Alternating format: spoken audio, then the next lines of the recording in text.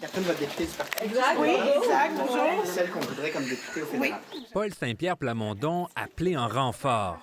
La candidate bloquiste dans Terrebonne profite du passage du chef du Parti québécois pour se faire voir. Donc, même si c'est pas mon parti, je lui donne un coup de pouce. Une opération charme qui prend tout son sens à l'heure où le Parti québécois est pressenti pour former le prochain gouvernement provincial. Dans Terrebonne, libéraux et bloquistes sont à égalité statistique, selon l'agrégateur de sondage Canada 338. Qu'on s'en va vers un gouvernement péquiste cet automne, on va célébrer tout ça ensemble. La lutte aurait pu être cruciale pour Mark Carney, qui souhaite obtenir une majorité, mais des transfuges se sont depuis juin aux libéraux.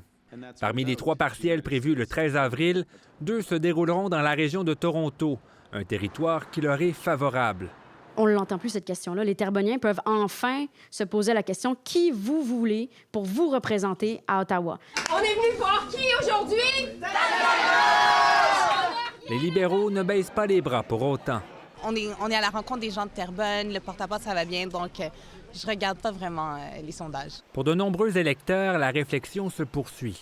Je pense que le Bloc québécois a encore sa place à Ottawa pour défendre nos intérêts propres. Mais je trouve ça le fun qu'ils viennent ici faire leur tour de même. Là. Je trouve que c'est le fun. Ça prouve qu'ils sont intéressés au peuple. Le bulletin de vote sera très long. Le comité qui milite pour une réforme du mode de scrutin présentera une 60aine de candidats.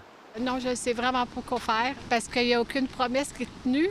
Le scrutin s'annonce comme un véritable test de confiance pour le premier ministre, accaparé par la guerre en Iran et les tensions commerciales avec les États-Unis.